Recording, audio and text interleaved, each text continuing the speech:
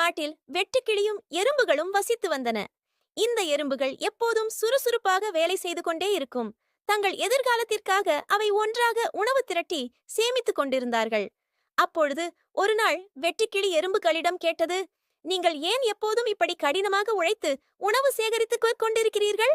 அதற்கு அந்த எறும்புகளில் ஒன்று கூறியது, இப்பொழுது கஷ்டப்பட்டு உணவு சேகரித்தால்தான் குளிர்காலம் வரும்போது பட்டினி கிடக்காமல் உணவை சாப்பிட முடியும் என்றது. அதற்கு அந்த வெட்டுக்கிளி சிரித்துக்கொண்டே சொன்னது, என்னை பாருங்கள், நான் எவ்வளவு சந்தோஷமாக ஆடி பாடிக்கொண்டு திரிகிறேன். எதிர்காலத்தை நினைத்து எப்போதும் வருத்தப்படக்கூடாது, நிகழ்காலத்தை சந்தோஷமாக வாழ வேண்டும் என்று சொன்னது. நான் இன்றைக்கு உணவு சாப்பிட்டு விட்டேன், இனி நான் சந்தோஷமாக ஆடிப்பாடி திரியப் போகிறேன் என்று சிரித்துக்கொண்டே சென்றது. சிறிது நாட்கள் கடந்து சென்றன. குளிர்காலமும் வந்தது. அப்பொழுது அந்த எறும்புகள் அனைத்தும் தாங்கள் வெயில் காலத்தில் சேர்த்து வைத்த உணவுகளை சாப்பிட்டுக் கொண்டிருந்தன. ஆனால் இந்த வெட்டுக்கிளிக்கு உணவே கிடைக்கவில்லை. இந்த வெட்டுக்கிளி உணவு தேடி அங்கேயும் இங்கேயும் பசியால் அலைந்தது. ஆனால் எங்கேயும் உணவு கிடைக்கவில்லை.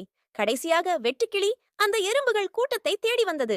அந்த எறும்புகளிடம் கேட்டது, எனக்கு மிகவும் பசியாக உள்ளது, எனக்கு சாப்பிட உணவும் தங்க இடமும் வேண்டும் என்று கேட்டது. அப்பொழுது அந்த எறும்பு சொன்னது, நீதான் வருங்காலத்தை நினைத்து எப்போதும் வருத்தப்பட மாட்டாய் என்று கூறினாயே, இப்போது தெரிகிறதா? வெயில் காலத்தில் நீ சாப்பிட உணவும் தங்க இடமும் சேகரித்து வைத்திருந்தால் இப்படி கஷ்டப்பட வேண்டுமா என்று கேட்டது. அப்போதுதான் வெட்டுக்கிளிதான் செய்த தவறை புரிந்து கொண்டது. பின்பு அந்த எறும்பும் அந்த வெட்டுக்கிளிக்கு சாப்பிட உணவும் தங்க இடமும் அளித்தது. வெட்டுக்கிளியும் இனி வரப்போகும் நாட்களில் உணவு சேகரித்து வைக்க வேண்டும் என்று முடிவு எடுத்தது. நீதி: வரும் முன் காப்பதே சிறப்பு.